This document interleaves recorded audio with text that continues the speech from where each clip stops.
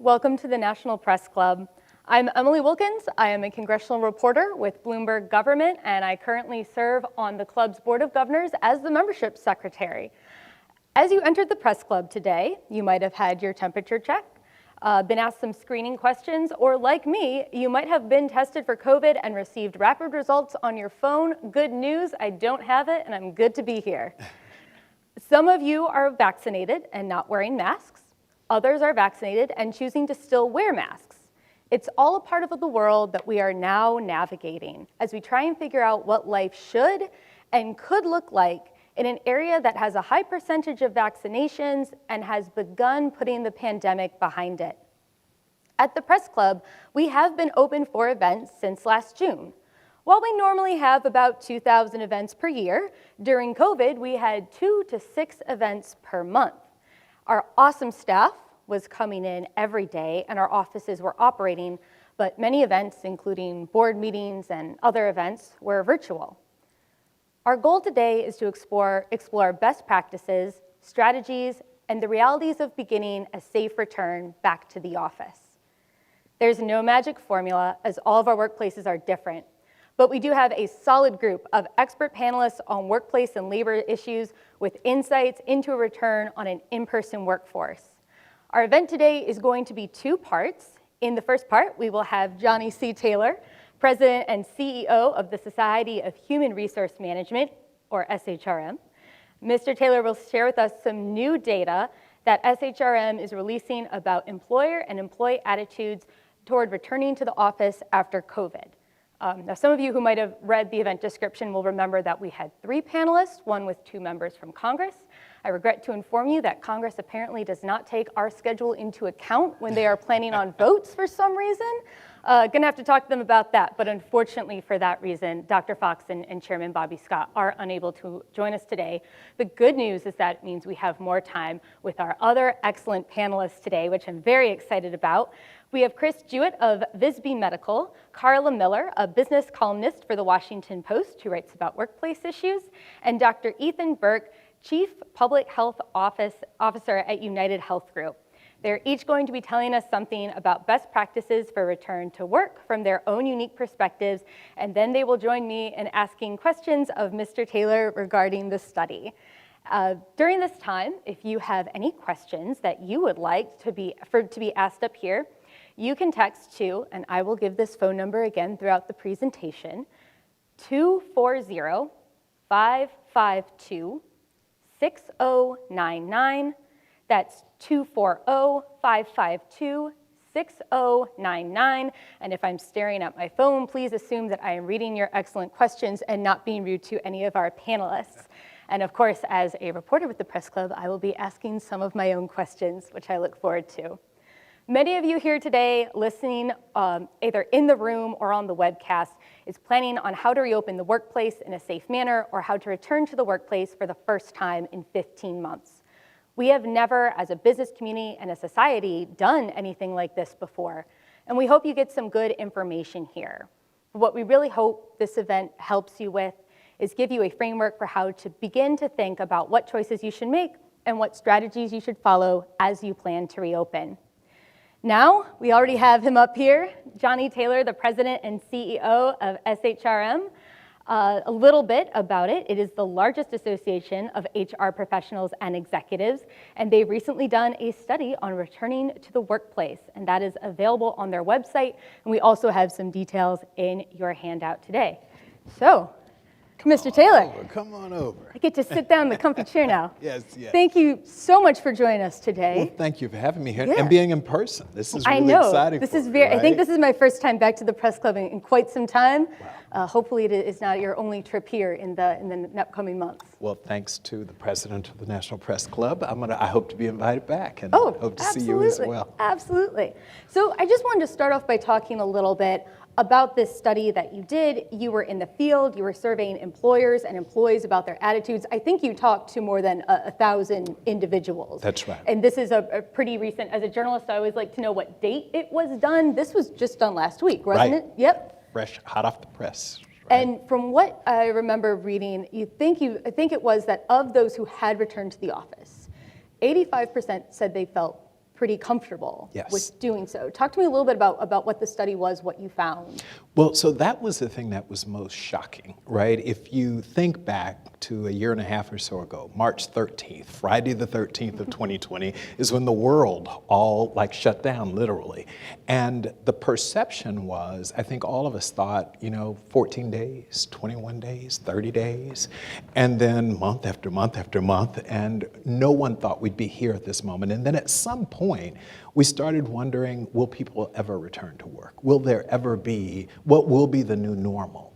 And so SHRM we were curious. Our researcher who's here with me, Dr. Alex Alonso, is our Chief Knowledge Officer. We said, let's go in and we're just not going to talk to HR people. We're going to talk to employers broadly, meaning hiring managers, CEOs, and we're also going to talk with employees. We want to understand what's going on such that 85% of the people who are currently working feel comfortable. And there are people who predicted that number would never be that high, but here we are.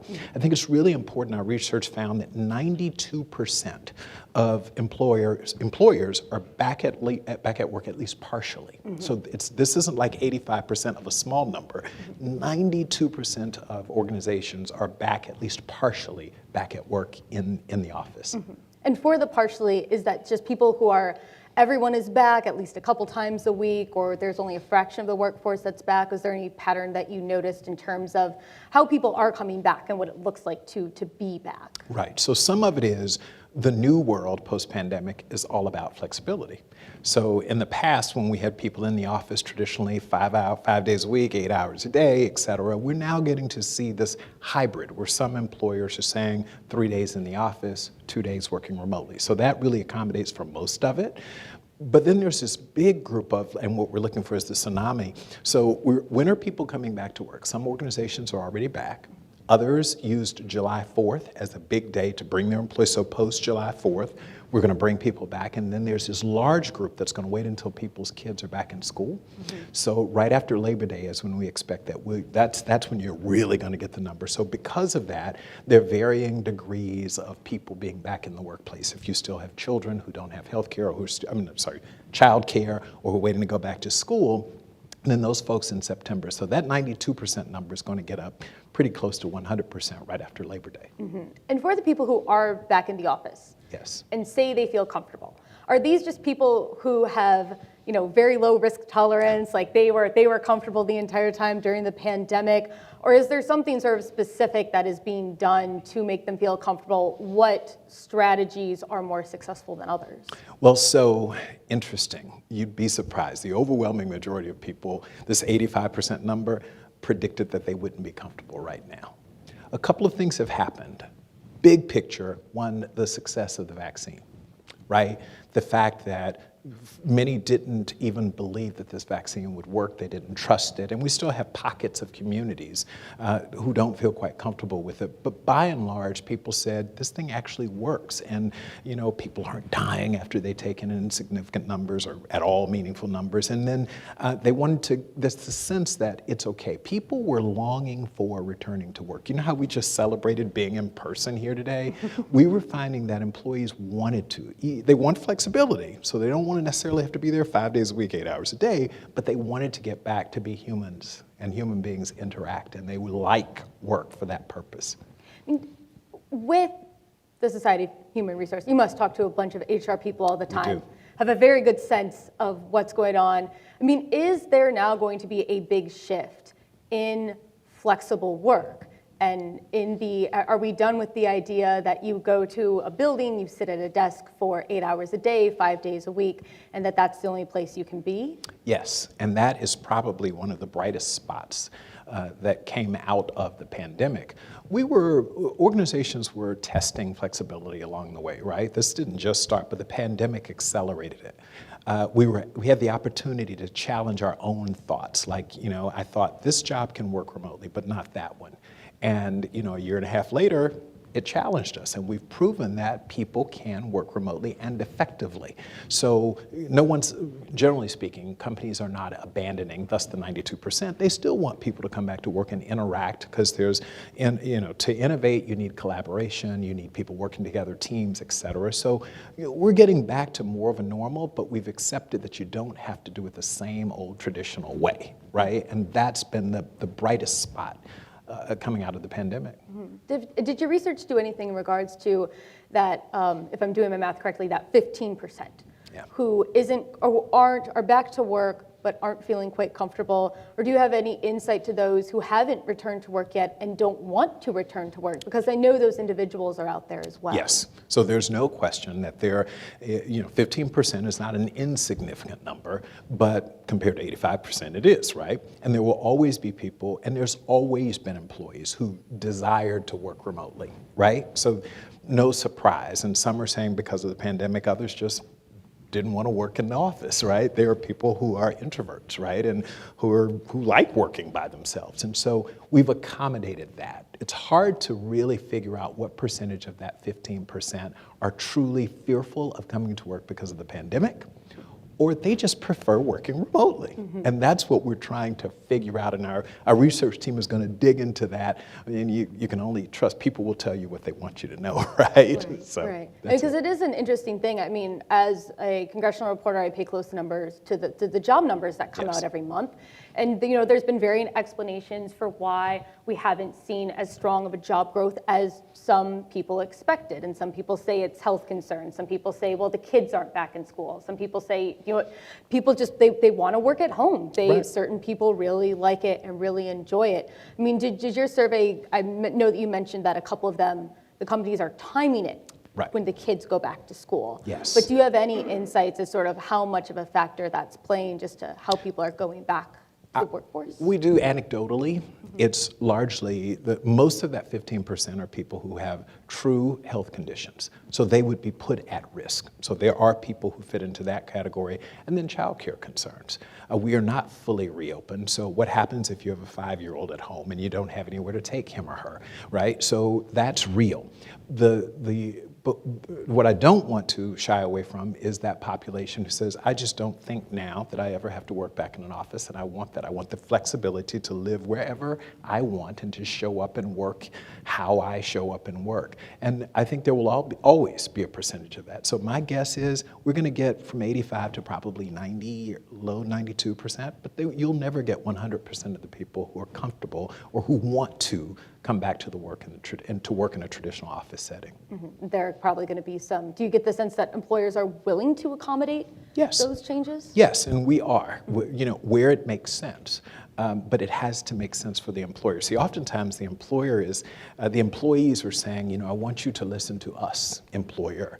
The employers are saying, yeah, but you have to listen to us too. We invest in people and we expect a return on that investment, right? Salaries aren't just because we want to pay people. Like, this is important for us from a business perspective. So what I found post-pandemic, and our research plays out, is that companies are being willing to question what they didn't question, what they were unwilling to consider in the past.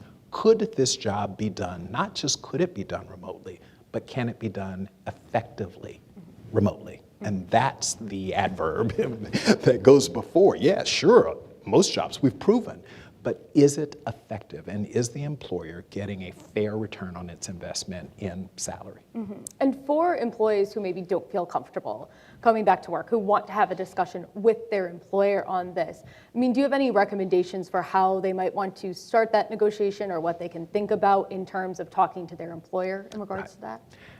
Being honest.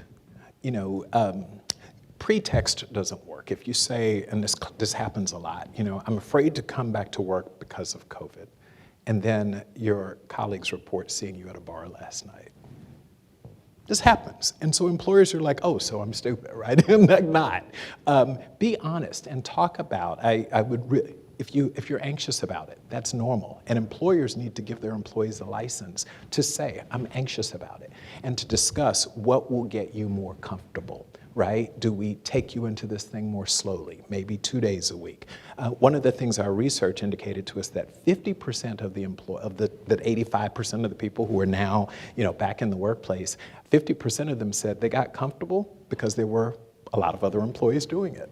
Right? So it gave them this sense that there's safety in numbers, and so there were more people doing it. The second thing that our research found, about a third of them said, and when I come back, I need to know that the organization has the appropriate safety protocols in place. So it's not enough to just say, come back to work. I need to know that my employer is still concerned about safety. And then another third, or about 35% of them, have said social distancing. You've got to continue to stick to that. People need to, especially for that 15% or so of the people who have some anxiety over returning to the workplace, we need to let them in and they'll get comfortable and then it works out. So that's what I would say, is have an honest conversation with your human resources or your line manager and say, I want to come back, but I got to get comfortable. So be patient with me a little bit. I believe there was another statistic in your survey that jumped out at me. I believe it was only 11% of employers are going to be requiring people to be vaccinated, right, or sort of report that. And I know there's been a lot of tension around that idea because there are many people who are have very strong concerns about not being vaccinated. But at the same point, that's been such a key to our being able to reopen. Why is it only 11% of employers? And do you think that number could potentially grow? I think that number will grow, and I think you're on to something. So if you had surveyed employers 6 months ago, that number would be like 2%. I remembered getting the calls earlier from Fortune 500 CEOs saying, what does SHRM think? Should we mandate or should we strongly encourage? And that number was single digit, right? Low. I was surprised in our latest research, SHRM research, to see that number now breaking into double digits. I think, and here's something we're truly predicting, that as we see this emergent Delta variant and employees are in the workplace, I think they're going to put more and more pressure on their employers. So this is not employer driven. I think employees are going to say, listen, I'm here, I'm comfortable, but it is up to you to continue to provide a safe workplace for me, and allowing people to come into the workplace, and I could potentially carry this stuff back home to my child who's under 12 and can't be vaccinated, puts me and my family at risk. And so I'm hearing conversations. Right now, 63%, our research tells us, of workers have said, I would actually support my company having a mandate. That's what 63%. That number's up from 52% a couple of months ago, and that number, so the more and more pressure that the employee puts on the employer, I think you're going to see employers adopt that, and especially because of the concern about the variant. That'll definitely be very interesting, particularly as the Delta variant continues to go. That's right. Well, I know that we have a bunch of other excellent panelists that I want to get up on the stage so they can bombard you with questions. Oh, come on. I know. And by the way, if anyone does have a question that they would like to send, I have my phone up with me. I'm keeping an eye on it. That number again, if you would like to submit a question, 240-552-6099. But I'm looking forward to this, to bringing up our next three panelists. And once again, apologies for not getting to hear from Virginia's Fox and Bobby Scott. But we've got several panelists. Chris Jowett of Visby Medical. Pardon? Jowett. My apologies. I got the Chris part. But feel free to come on up. And then we have Karla Miller, a business columnist for the Washington Post. She writes about workplace issues. And Dr. Ethan Burke, Chief Public Health Officer at United Health Group. So good to see you. Thank you guys so much for coming and for being here. Yeah, go ahead. Well, excellent. Well, in a minute, I'm going to let you guys ask Johnny a couple questions. But before that, you have to answer questions. That's right.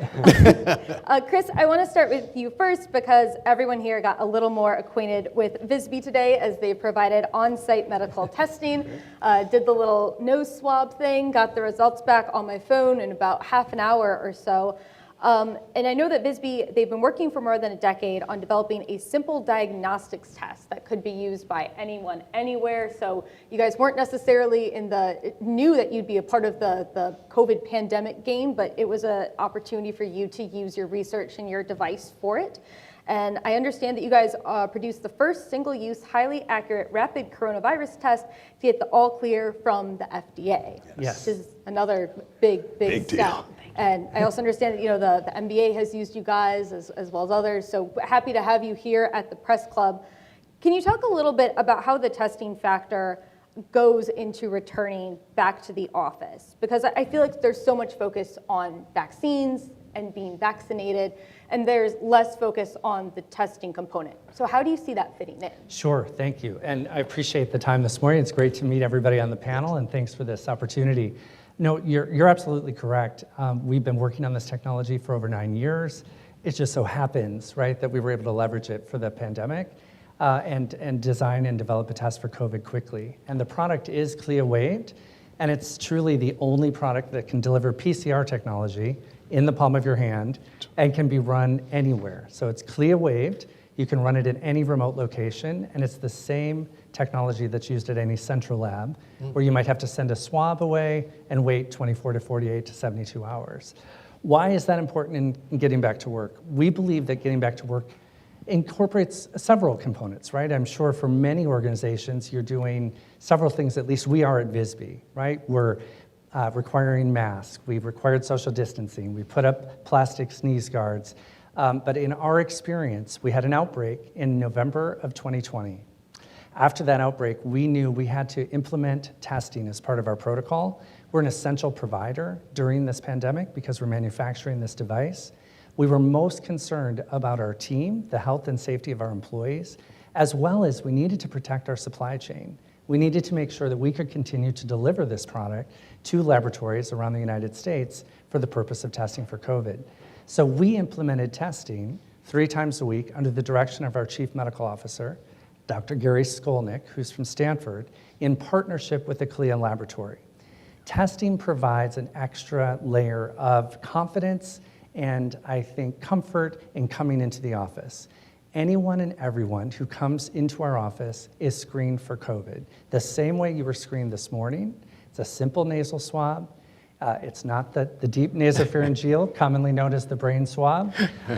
We can use that specimen. That's not required. A simple nostril swab into some buffer and then into the device. And as you described, within 30 minutes, we can send those results to people's cell phones. And once they have the clear, they can show the security and they can come into the building. We believe that could be modeled and replicated, and in fact, has been used in several locations around the country, and not just for return to work, but also at events. Premier Labs has been using our product at the US Olympic trials for swimming, track and field, et cetera. We've got use of this product at LAX and several other airports around the country where a PCR negative test is required to board that international flight. We've also got labs that are working with employers around the country as well and putting in protocols at their facilities. So when this gets implemented into a company, what sort of things might need to be done? I mean, obviously, the results came very quickly, but it was still 30 minutes, which is longer than, most people be used to waiting to get into the office, to go to a meeting, to see someone. So talk to me a little bit about the logistics of this, how often you test your employees, and what the cost of that winds up being. Sure, no, it's a great question. So we have over 500 employees that we're testing routinely, or we were testing routinely 3 times a week. In the last 2 weeks, we've just relaxed that to twice a week based on the relaxed guidelines from the CDC and the state of California. But we were testing 500 people 3 times a week, and we were actually completing all of those tests on site with this CLIA laboratory within a couple of hours. So people were routed through at different times. We did have to plan for that adjusted time and give time for that process to take place. So that was part of how we structured the workflow of that department. We also alternated our shifts, right? So we adjusted our shifts so that we could actually get people through a little easier. I think those are a couple of things you might have to keep in mind. As far as the cost, in our position, we were most concerned about protecting our employees and protecting our supply chain, and we feel the cost is simply part of doing business today. The risk of shutting down our manufacturing and the cost of shutting that down, in our opinion, was much greater and substantial, not just for us, but for the people that we're supplying the test to. So that's how we balanced out that equation. Do you ever get the sense that if we do reach the point where maybe all of your employees are vaccinated, or if we get to a point where we are in a society where it's kosher just to show your vaccine card around, is testing still going to be something that's needed and to be implemented? I think it's a great question. I would say that, we're fortunate. We have greater than 70% of our employees have been vaccinated in our site. We're not mandating vaccination. We are counseling and educating all of our workforce on vaccinations. But I think you'll find, and we're seeing reported in the news, even those of us who have had the vaccine in both doses, in certain parts of the world, the Delta variant is indeed causing infection. And so we want to make sure that we're vigilant against those potential infections and that we don't cause a further spread. So I think testing is always going to play a role, although it might be modified depending on how we move forward with vaccines. Oh, Chris, all excellent insights. Karla, I want to move to you next. We love the Washington Post here at the National Press Club. You obviously do a column on workplace work issues, and I know that means that you have a lot of sources who are companies and employees and in the business. I would just love to hear what you're hearing from them right now. What are companies thinking about when it comes to having people return back to work in person, and how does that jive with how employees are feeling right now? Well, if I could start with the employees, it's more of an advice column. It's sort of an Ann Landers, Carolyn Hack's workplace situation column. So most of the people I hear from are workers, people seeking work, or people who are at the office or who have been working remotely and trying to deal with those kinds of situations. So a lot of what I'm hearing is people who have been allowed to work remotely are, for the most part, seem to be okay with it, enjoying it. For them, it's working out, and it's, aside from having to navigate childcare and online schooling and whatnot, it's working okay for them. And I hear questions from time to time from workers whose employers are saying, okay, now the COVID's dying out, everybody's getting vaccinated, we need you to come back to the office. And these workers are resisting it for a variety of reasons. Johnny enumerated a number of them. Some of them have childcare issues. They have immunocompromised family members at home that they're concerned about. They don't want to risk exposing them, even if they themselves are vaccinated. Some people just tend to work better in a remote environment. I'm one of them. Introvert, do a lot of writing, requires a lot of in-depth thinking, and then once I get distracted, it takes a while to get my train back on the tracks. Plus, since you're home, you can post more photos on Twitter with your adorable cat. Exactly, exactly. I can post cat I just started pictures. Looking at cat photos. They're very beautiful. Right. Well, thank you. And there is that. You get to take pet breaks every so often, just sort of break up the workday a little bit. People are happy to not have to commute. Spend in the DC area, it's rare to get a commute that's under half an hour. So it's people not having to take an hour, 2 hours, 3 hours out of their day to commute, can spend more of that time working or not working, or just sort of psyching themselves up for the day. But at the same, and there are some cases of people reporting that they feel more comfortable, they feel more settled in their jobs because they're not being asked to function and code switch and put on a persona in the office when they're around other people. So that ties into introversion, that also ties into issues of DEI, diversity, equity, and inclusion. Some people just are neurodiverse and they prefer to be not necessarily interacting with people all day long. So a number of reasons they would like to continue working from home.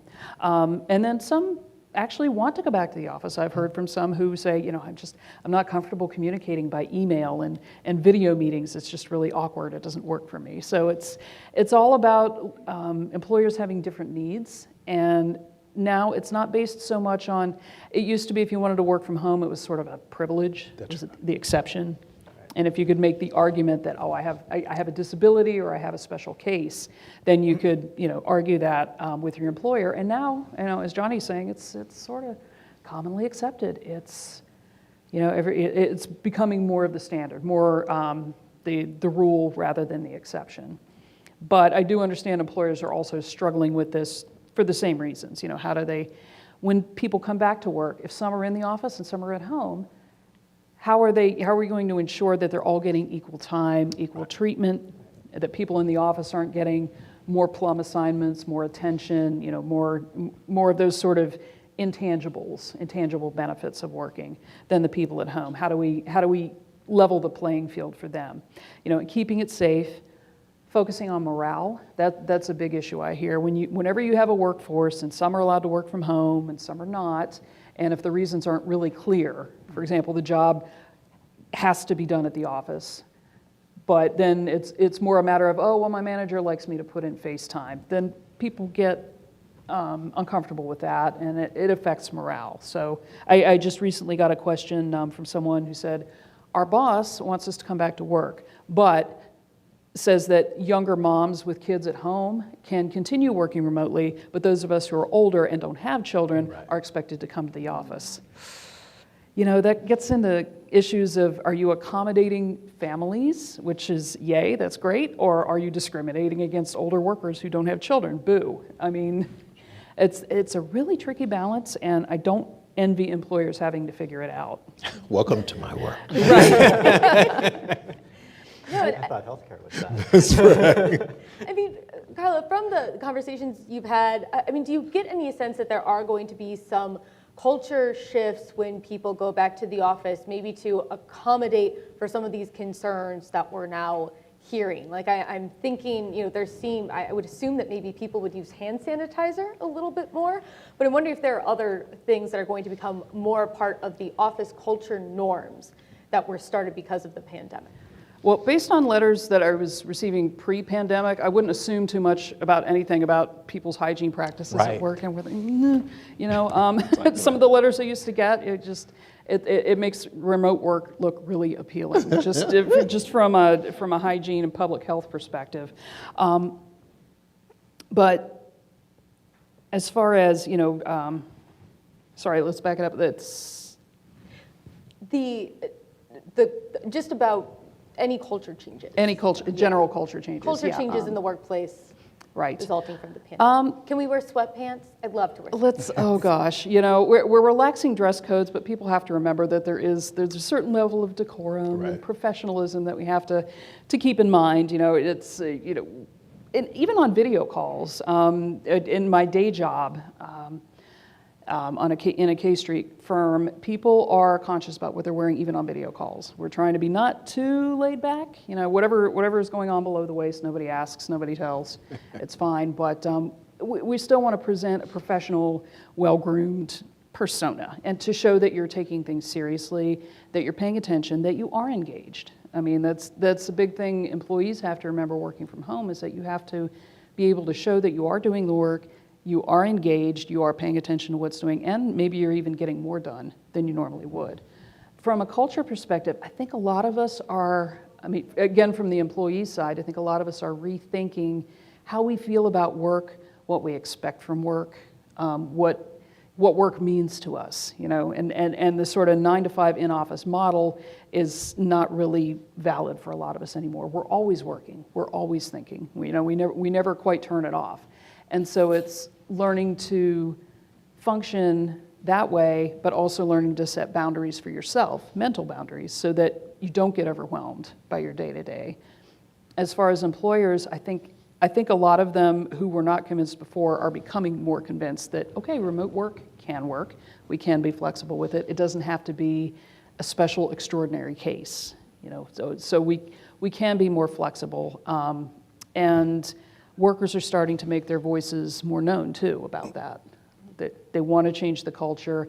There are more speaking up, taking action with unions, trying to get their employers to be more flexible and be more accommodating. Absolutely. So, and now at this time, the market's kind of on the workers' side. So. Yeah, I think I saw an image someone posted on Twitter that Chipotle is now, I think in New York, was paying like $20 an hour or something to find employees, and plus the bonuses. So definitely something I want to get into. But before I do, I want to go to Dr. Ethan Burke, the Chief Public Health Officer for United Health Group. Dr. Burke, when we think about returning to the workplace, we think about testing, we think about masking, we think about vaccinations. But I'm wondering, what other kinds of public health issues do we need to be thinking about right now And how should employers and employees address some of those concerns? Yeah, it's a great question, and we've seen such a, if we look back to where we were a year ago, like March 13th, I remember exactly what we were, Friday the we were 13th. holding a conference, and how much we've learned, and also our tolerance of risk has changed. So if we looked at the numbers that we see today and go, wow, those numbers are really low. When we saw those numbers a year ago, we were saying, wow, those numbers are really high. That's right. So people's perception of risk and then how they respond to it, I think, is important. And that impacts then how we want to return to the office and the trust and the comfort that people have going back. So thinking about what we're doing at United Health Group, we have about 330,000 employees around the world. About 212, 220 or so in the US. And some of them have to be at work, about a third of them 5 days a week. Because they're clinicians. About a third of our company was already telecommuting. So we were comfortable with that culture. And about a third is in this position now of, well, what do they do? And how do you balance those issues of the people who have to come back, and is there solidarity with the people who don't have to come back, and how do you have a hybrid approach, I think is one issue. And I think another important issue is that comfort in that what we're doing today might not be what we do in the next month. We don't know what the Delta variant is going to do despite vaccination. We've spent a lot of time thinking about long COVID or PASC. The NIH is focusing on this as well. And what are the issues that employers are going to have to deal with for the long-term sequelae of perhaps 10% of the population that had COVID? How do they accommodate for people who might have long-term issues around short-term disability, long-term disability, workplace accommodations? So there are issues beyond the testing and the hand washing and the screening and density reductions, and we've got all that down pat, and we look at the data multiple times a day, and we adjust regionally on the fly, depending on what's going on. But one issue that I think is really critical is mental health. And we have seen it in national data, looking at our claims information, also looking at data from our own employees. 4 in 10 or more of employees are experiencing depressive or anxiety type events. Life was stressful beforehand, and it's beyond the coming back to the office. It was also, do I have a job? Can I get food? Is there toilet paper? How do I pay the bills? Everyone's going to respond to it differently, and now they're coming back to the office. So there's that positive anticipation that you were talking about. And there's a little bit of nervousness too. My kids are not vaccinated, but I am. Should I go in or not? So being conscious of that resilience issue as an employer and being a little ahead of the curve on the mental health needs of your employed workforce, particularly now during this transition time. What we're doing is actually exactly what you talked about in the data. July 6th, we're removing our density requirements at our US-based facilities and letting people voluntarily come back if they are comfortable and want to, and they're in a job that allows them to do that. And then on September 7th or so is when we're going to go to, for those who were in full-time positions before, a hybrid mode of 3 days in, 2 days out, working with their team to figure out how to be most productive and socially connected. But the time between now and then is critical to make sure that the support structures are in place, whether it's employee assistance programs, mental health programs, apps, resilience models, groups of employees that can get together and talk about that stress of transition, I think is a really key issue. It strikes me as you talk about the transition and how you talk about coming back. You mentioned the Delta variant. How do you balance those two things, to be cognizant of what's happening with the Delta variant as we learn more about it, what it means for those of us who are vaccinated, with this plan to come back? Yeah, it's a challenge. And I think we're cautious in saying that the pandemic is over and done and it's off. I think we need to be aware and just flex to the situation at hand, but have a transparent communication style so employees know if things get worse, when we're learning as we go and we follow the science, we might have to do something that we stopped doing before. We might have to ask you to wear masks again. The World Health Organization yesterday or the day before has a recommendation for even vaccinated people to wear masks now, which is different than the CDC. LA County Public Health Department has a recommendation about wearing masks in indoor places. So we're starting to see different thinking and different approaches, and I think an employer needs to communicate clearly, talk about what they're thinking, and employees have to understand that just because things change in a month from now and maybe go a different direction that feels backwards, it's actually just being responsive to the science to keep the work site as safe as possible and as open for as many people as possible. And you just need to be flexible. Absolutely. Well, I know I've been asking a bunch of questions. I want to open it up to a little more of a roundtable style, so we can all, there's so much intelligence and expertise on this stage. I want everyone to be able to, I know you guys have all excellent questions for each other. I think they were kind of coming out a little bit as everyone's talking. And of course, we want you all to be involved as well in asking questions and the discussion. Once again, that number, if you text your question to it, it will wind up on my phone, 240-552-6099, 240-552-609. I feel like I'm in like a TV ad and I'm like selling things, like call in the next 30 minutes. But I did sort of want to just kick things off by touching, Karla, I think you made such a good point that there is going to be something of a discrepancy between people who are more comfortable working at home, people who are in the office, who get the face time, who are there. I just wanted to maybe sort of kick things off by opening up to everyone, but particularly you, Johnny, about sort of how, if that's something you're hearing a lot from HR and employers about how they're trying to determine how to handle that. Yeah, so the point here, and it's, you know, we talk about the science, the physical science, and what the research tells us. There's also social science. And we do a lot of research at SHRM, and we look at effectiveness of an employee. So yeah, no surprise, an employee says, I'm very effective at working remotely. The data may suggest they're not. They think they are. They say it works for them, but the employer is paying you, and it's fair to expect a return on that investment. So here we are. We know, for example, years ago, before the pandemic, Yahoo said everyone can work remotely. And that grand experiment didn't work. They reversed and said, no, didn't work.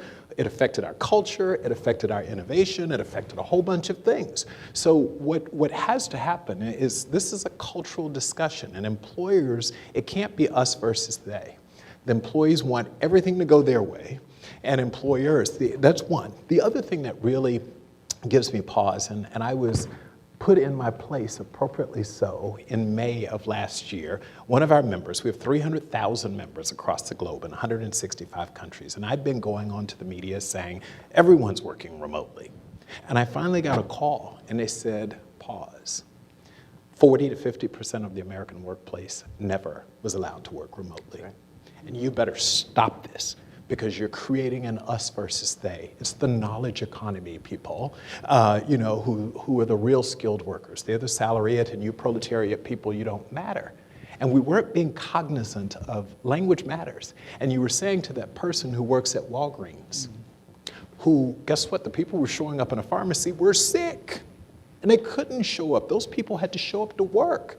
You had people driving buses. You had a lot of, Walmart. You know, the person who delivered, yeah, you were working remotely, but then that DoorDash driver had to come to you. There was no such thing as remote work. And so what bothered me a little bit was, there are a lot of people who worked every day and didn't have the luxury. You talked about you all opening in June here at the National Press Club. So we have to be really careful with what we've done in the big culture where we've created this divide. I'm a real knowledge worker and you're not. And that's what we've done unintentionally. So we are very cognizant of saying, even this, it's okay, you pointed it out. So people who have children can stay home. Well, what about the person who's caring for an older parent? Caretaker. We're not as accommodating of that because we're sensitive to these poor little kids. Like, these are the things that are at play, and I hope as this discussion continues, because that's what we're hearing. Employees are all over the place on this, but the biggest takeaway for us is this is a big experiment, all of it. We've never shut down the world, right, in our 100 years or so around, right? And so here we are trying to figure out, we may learn that remote work was the worst example of it could prove to be a disaster after a year, 2 years. We don't know. And so that's what we're trying to do in our research is every day to say, what does the data tell us? We can all get the anecdotal, the one person who gives you their advice about, yes, I'm working more effectively. Well, ask their boss. I'm wondering, is this something any of you have? Yeah. I mean, we are that workforce, like I said. We're the largest primary care delivery system in the country. So we had a lot of people that had to be there. Yeah. And the stress they encountered, wearing their protective gear, there were shortages of that in the early stages. There was no choice to work from home. And I think we do need to acknowledge that it's not necessarily everybody can do their work on Zoom. As you're coming back. The other place that we've done a lot of work, which is a sort of an atypical workforce, but schools. Yes. And there's incredible data on the years of life lost from not being in the classroom, particularly for students of color, particularly for areas of lower socioeconomics that they go, even in DC, kindergarten through second graders, I think, lost about 11% decline in their ability to read on performance tests over those years. And the women in the workforce who had to stay home disproportionately because they had to take care of the kids. So there was a bit of a double whammy. But what we saw is that that's a workforce of students and staff that there was strong benefit to be in the office and doing the extra work with mitigation, with testing, masking, and distancing is a place where you probably want to push a little harder because the benefit of them being there is clear. And that's why the research on what's that benefit of actually being at home doing my work versus being in the office or being in the school is super important. And in schools, it's super important. And in fact, when schools do it well, we ran a number of research projects here in DC and in Minnesota where we were doing asymptomatic testing of all of the students, staff, and faculty on a campus. Had almost 100% participation. And school never closed because we were able to create that protective bubble. And our survey data, which parallels the SHRM data, is the comfort level of my child being in school, my belief that a multi-layered Swiss cheese approach mitigation strategy for a work site, like a school, is really important for me to be comfortable in sending my child back to school.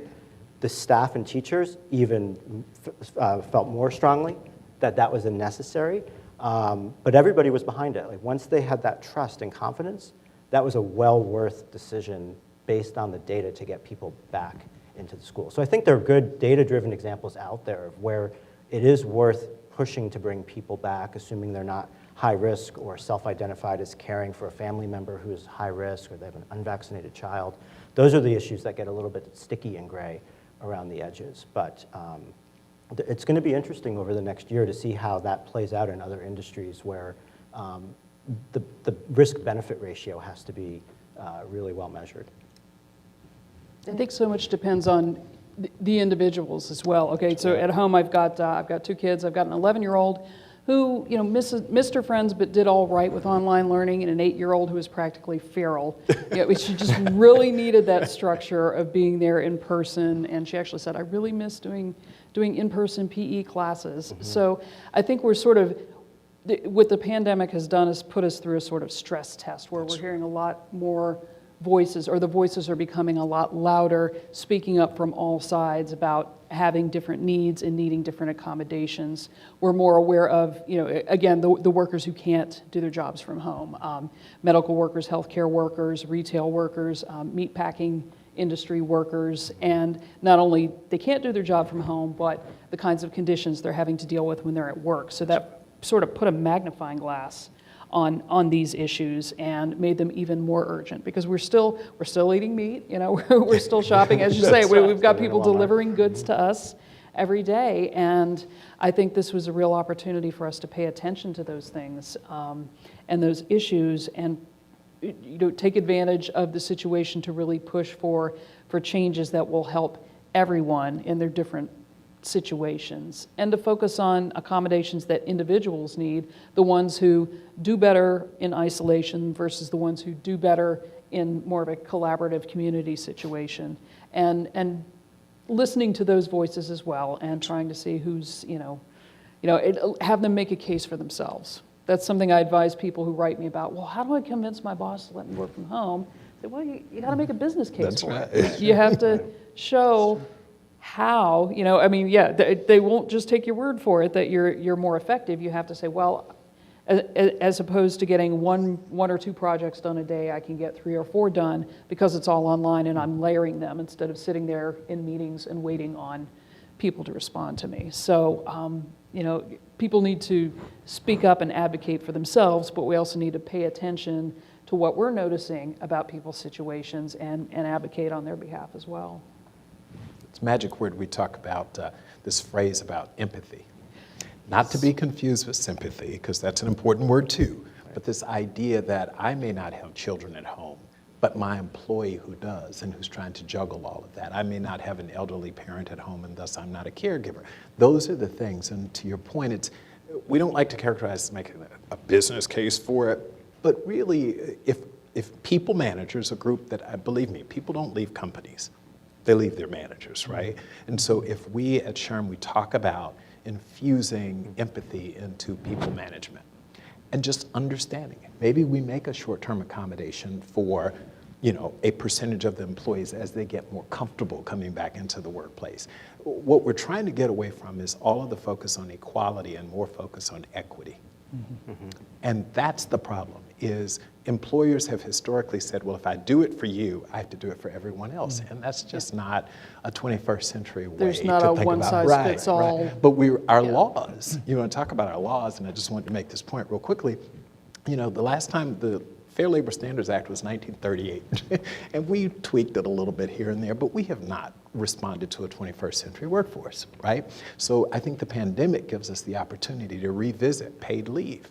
Sure, 1993, you give people the FMLA, but it's unpaid, which means for a lot of people, you didn't offer leave. You might as well not have, because I'm making a choice. Do I wake up in the morning sick and go to work to get paid, or do I not? And then I can't feed my children, and that's a different type of stress. So with the pandemic, I think I'm an optimist, right? And so I think there's this opportunity that we have to learn a lot. We're more flexible, we focus more on culture, we're more empathetic, and if we put those things together on the other side of this, I think we're all going to be better for it. I know right now, obviously, the idea for paid medical leave is something that President Biden and Congress is considering in that larger reconciliation package that's being put together. But since you mentioned laws and what Congress can do, I'm actually going to put to you guys a question that I was going to save for Bobby Scott and Virginia Fox, which is, what, if anything, is the government's role in this next stage here? Because I remember, during the actual pandemic, it seemed like while the Biden administration and to a certain degree the Trump administration, Trump was very big on developing the vaccine, Biden was big on messaging, on encouraging people to take it. But to a certain extent, a lot of it was occurring at the state and local level in terms of what are the policies, what are the rules, how are we distributing things, what are the restrictions. And I'm wondering, is there a role for the federal government in this next stage as we start to transition to a knock on wood for the Delta variant post-COVID society? I would say yes from the public health standpoint. Right. I could speak. So we have the CDC, which interacts and has its. We all know what the CDC is, and then we have state and local health authorities, and we have a very complex system in the country of how public health is delivered and who actually has authority, legal authority to do anything. CDC could put out a guidance, but it's actually not a law. They don't have that regulatory authority. So this complex system of who approves what, who actually executes is what we have. And I think we learn that there's strengths to that and weaknesses to that. But I do think there is a role for government at all levels. I think the learning is to get the levels working better together. Data exchange is key. I know the CDC has a data modernization program that they're going through, and I think a role in this jog phase of the pandemic, as opposed to the sprint or runaway phase in the pandemic, is that we're still going to need strong data to make the decisions that an employer needs to decide what to do. So every day, I have a team that sends a report out with a map at the county level of what's the state of new cases in the United States, and I have another report for global. And then a lot of that data is put together from those publicly available sources, USA Facts, other sources where the CDC and other entities are collecting that information. We need that to then make a rational operational decision about how do I maintain my business continuity, how do I keep my employees healthy, how do we continue to serve our patients and our members and our clients. If I don't have that data view, which is highly dependent on public sector, I'm kind of flying blind. So I think that's a really key function that they're going to have to provide. And then the private sector, or companies like us or others, figure out what's our role in health and public health delivery to complement what the public sector does to take care of our large employed populations. And when we talk about the complexity, I mean, we all know from Civics 101, right? There's these states' rights issues. Right. So the federal government can only do what the states are going to allow them to do. Right. So it's complicated. It's not, you'd love in some days for the federal government to say, this is what you're going to do, until we don't like that. And so I think what we're trying to do is figure out things like the Family and Medical Leave Act. They need to be revisited. And everyone knows we should get to paid leave. The question is, how do you pay for it? We have, and I think we all have to be honest, we've taken on a ton of debt. We were complaining about the national debt 2 years ago. And look what has happened in the last 18 months. So we've got to figure out, how do you pay for this? And that's what the federal government could really do, is figure out, how do we do this? And what are the costs of not doing it, by the way? Right. The other thing we have to look at is, when I talk about the Fair Labor Standards Act, the way we've defined an employee. With a growing gig economy, should it be the worker or the employee of times past, where if you work 20 hours or more, you're part-time, you don't get benefits, 40 hours or more? Like, we've got to revisit all of this, and the pandemic forced us to do it. Think about this.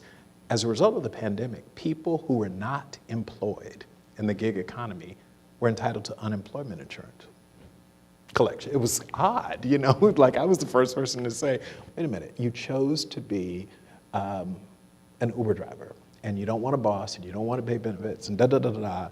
But now that that's not working out, you want the government to come in and bail you out.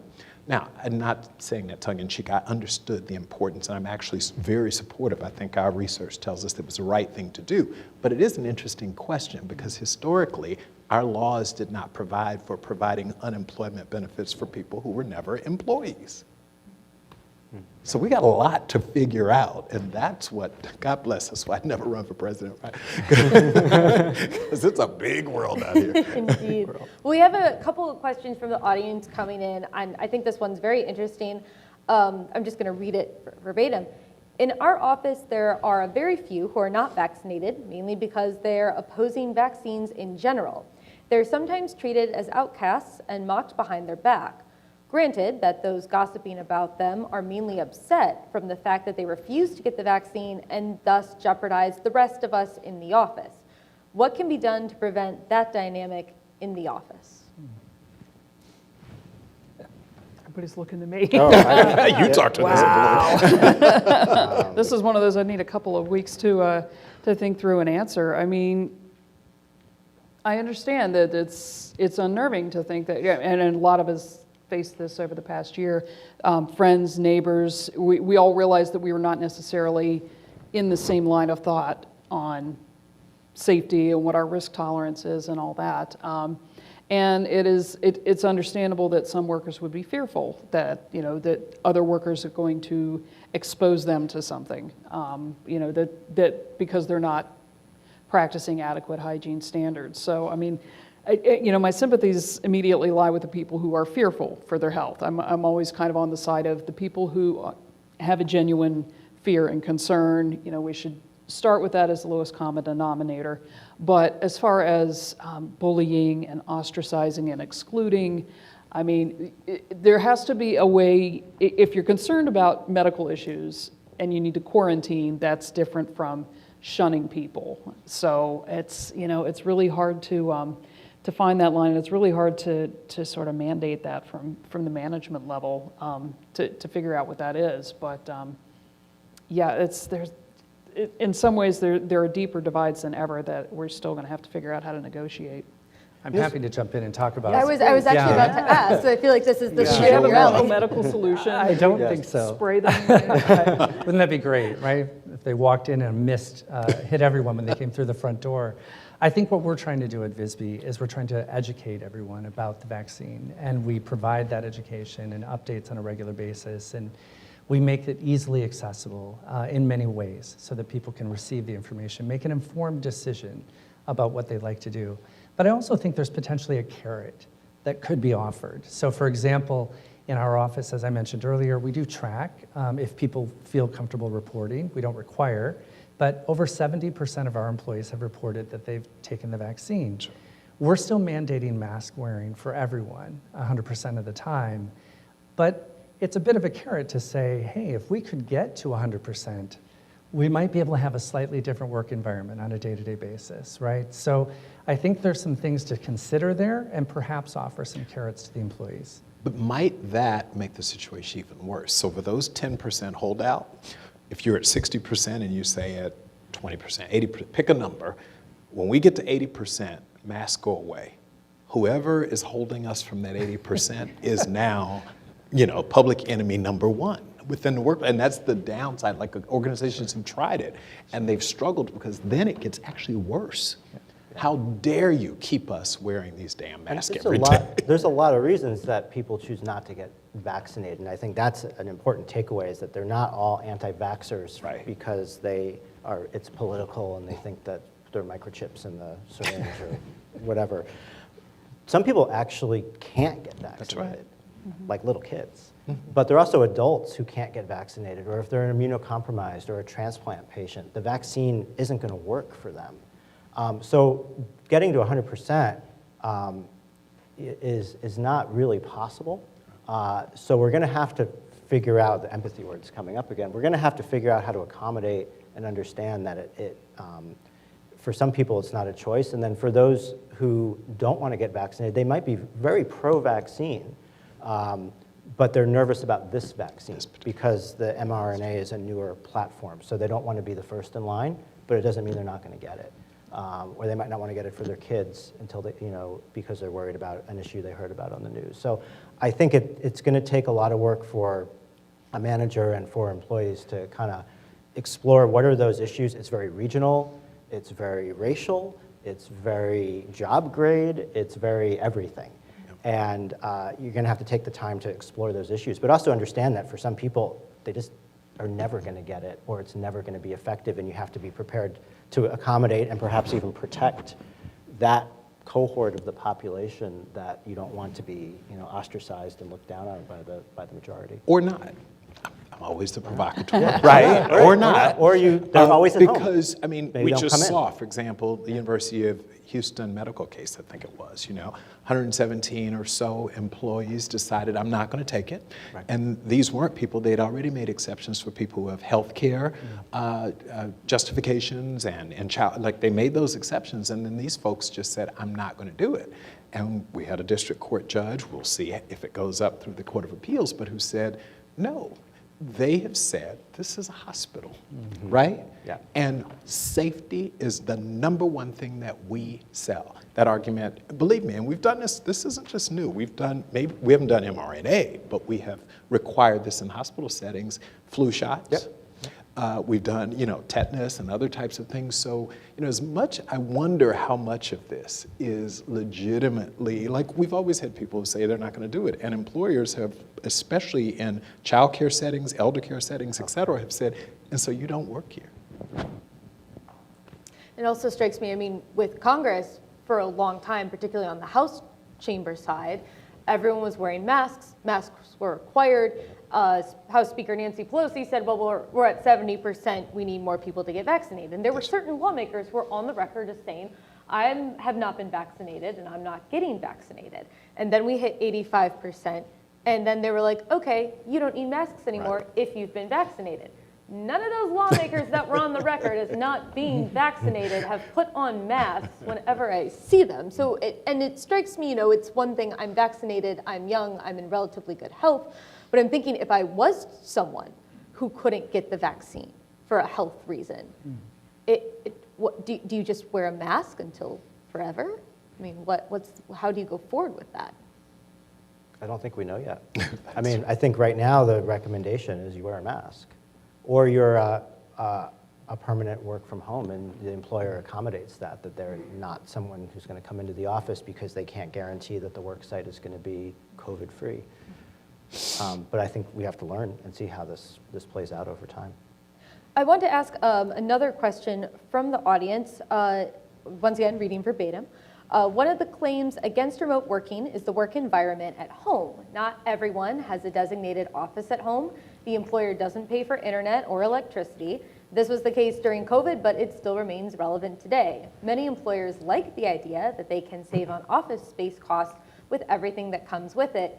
What's the solution for those who don't have an adequate work environment at home? Well, and that's becoming a real issue for us. And again, there's that divide. Yeah, sure, Johnny can go on and go into his work office. I mean, my office space from home, I have an office. What about people who live in one-bedroom apartments or two-bedroom apartments? And so we make these statements as if everyone lives this way, and I don't think it's fair, right? So employers are trying to accommodate it. We have done a number of things, including early on sending laptops home, providing, if not paying for hotspots, subsidizing hotspots so that people, because there is a real still digital divide and access to Wi-Fi is not available for everyone, especially rural markets. So this isn't just poor people in major cities, it's rural access problems. And so we've tried to do everything that we could in the name of being empathetic, but also getting our work done. Like, you need these people to work. So we've done as much of that as we can, but your point's really, it's a great question. What do you do if I have 3 kids at home and I live in essentially a 750,000 foot space? It's tough, and we'd like to, as employers, say we can solve a lot of problems, but we can't solve every problem. And so the best employers are talking with their employees and saying, what can I do to help you? And at some point, you may reach, like, there's not a whole bunch. Like, this job is going to either require that you work here or have a place in your residence where I can get you. Come on, let's be honest. It is quite frustrating if you have someone, the occasional kid running by, the occasional dog running by, yes.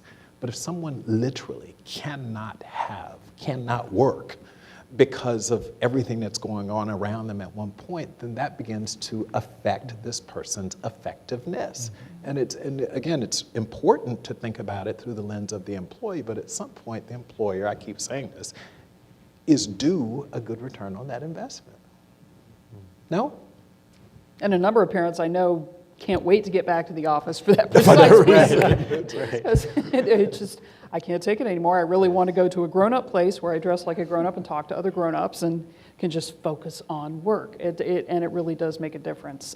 Yeah, and I noticed in virtual meetings too at work, at my day job, depending on what level of person you're talking to on the other end of the meeting, you've got backgrounds with built-in mahogany shelves loaded with books and good lighting, and then as you know, the further down a rank you go, the backgrounds get more virtual backgrounds or blurred backgrounds, and understand, it's important for managers to understand what their individual workers' situations are. Again, to empathize and this was an issue for students as well.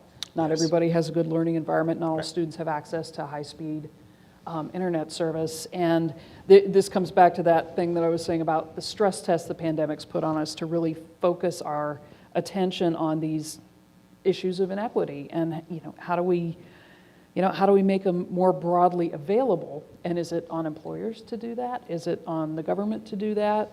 And Emily, being in the media, you don't want to say anything in either direction too far because the labels start flying. But if there were some way to separate the basic benefits of life, the basic amenities of life from the kind of job that you're in, that might be one way to go about it. Like if people could access health care without it being dependent on the kind of job they have. If they had another source for it. So much of the basic amenities of life are tied to what kind of job you have, what you're qualified for, what you're skilled for, what you're interested in doing, and it's that really helps further that divide, I think.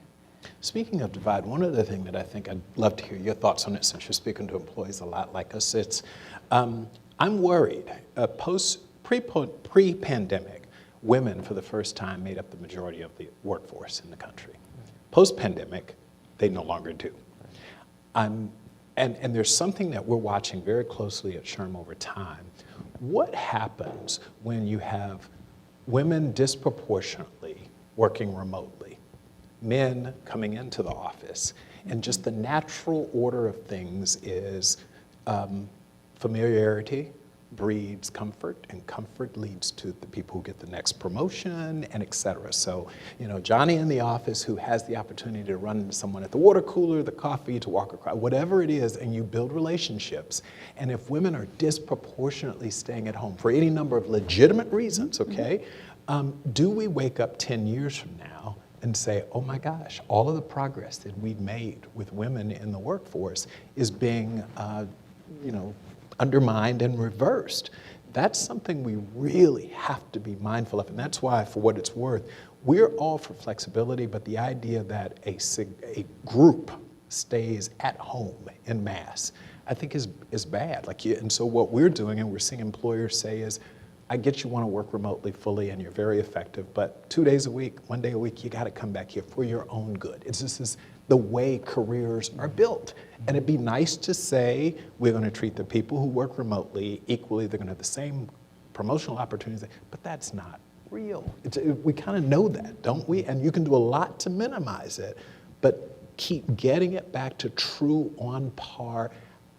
I don't know, and when you hear the 23-year-olds who say this is the way the world should be, you're like, keep waking up, and you're going to realize this is kind of the way the world is. And we as employers are trying our best to eliminate the negative consequence or the impact on women in particular, but I'm worried about that a decade from now. How much time do you have? Women in the workplace, okay, But here it's we go. real, right? It's a real issue. No, that is a real concern. And some of that is about societal pressures as well. What we assume is the way things are done, who's going to stay home with the kids, and it just kind of, it wasn't any conscious decision in many cases. It just sort of ended up being that, mom stayed home, or mom cut back her hours or quit her job or whatever, and that, put them at a disadvantage right there. I mean, that sort of set your career back. But then, yes, that whole dichotomy between the at-home workers and the in-office workers, and how do you level set with that? How do you make sure that people who are working remotely are getting the same the same kind of consideration, the same attention as the people who are in the office? And, I see your point about, when you're in the office and you're there and they see your face, you're sort of top of mind. Some employers are trying to, really making an effort to overcome that by ensuring that even if people are at home and people are in the office, they have everyone meet virtually. Right, so everybody's on a screen.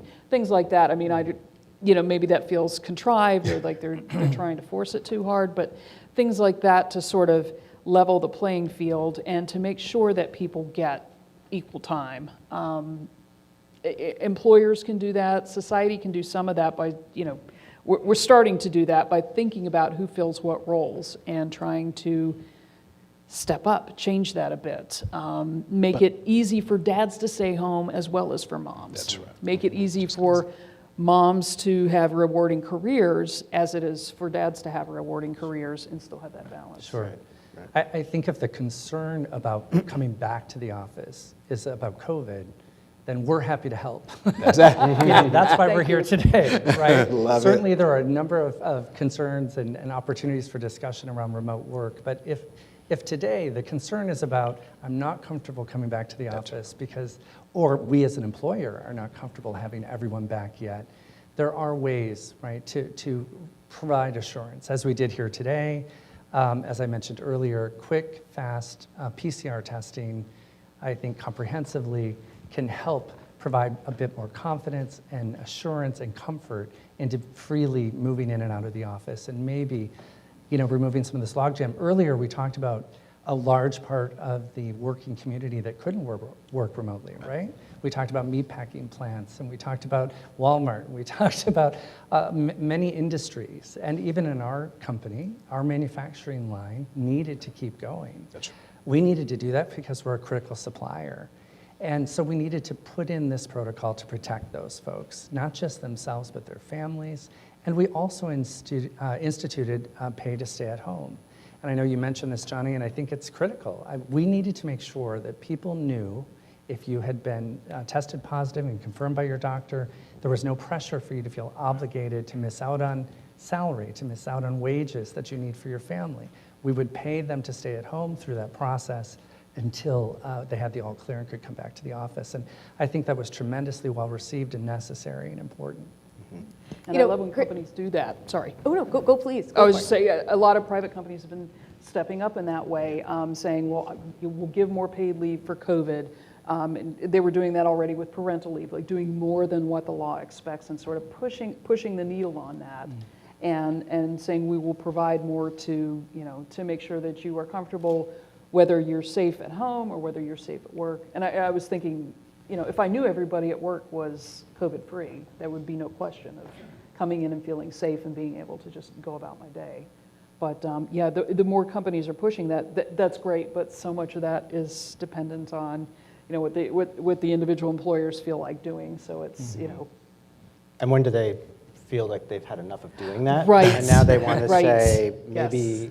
how do I stop? And I think that's the argument That is. for, well, then what do I do to make the workplace safe so I'm not in this, because then it's a budgetary, Right. C-suite Yeah. issue. There is And- one more audience question I wanted to squeeze in real quick, and I think it actually dovetails well, Chris, with what you just said. I know you sort of laid out your testing protocol, but we had a question specifically for Johnny and for Ethan. I mean, have you guys done testing at your company, regular testing for employees who have come back? How has that worked for both of you at this point? So we've done a bunch of different methods of testing depending on what you do in the company and where you are and your type of work. So I think an important takeaway is you have to create a testing strategy that meets the need of what you're trying to do. So if you're a logistics company or have a call center and people have to be there and there's business continuity, the goal is not necessarily to diagnose the individual. The goal is to keep the call center open. Right. When we did the school, the goal wasn't to find kids and teachers who were positive for COVID. The goal was to keep the school open for the most number of people. And it might be the same test, but how you use it and the why and the messaging around it is very different. So we did a couple strategies. One around this asymptomatic screening, similar to what we did here today. I like to think of as like a smoke detector. Nice. And I see in some environments, this is going to be another occupational health and safety issue for the long haul, whether it's a pandemic or an endemic or some other emic. And just like we have smoke detectors installed, hopefully up on the ceiling, that never go off, and it's always sniffing. And do you need to implement a testing program in your facility where you have a mission-critical operation that you're testing people, and the vast majority of time, those tests are going to be normal. The smoke detectors never go off.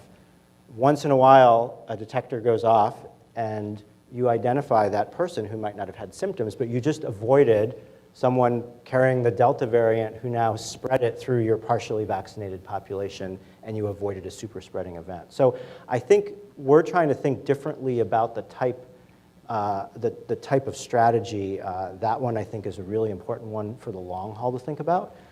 Other times we're doing tests in the moment for specific employees. We have nurses who do house calls.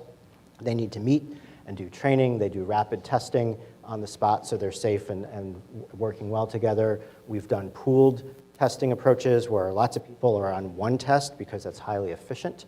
And we've done that in some of our work sites as well. So it all comes back to what's the problem you're trying to solve? And you're probably going to need a bunch of different approaches. We have 60 seconds left, so if you can keep it to 20 seconds, feel free to go ahead. I've never been able to do anything for 20 seconds.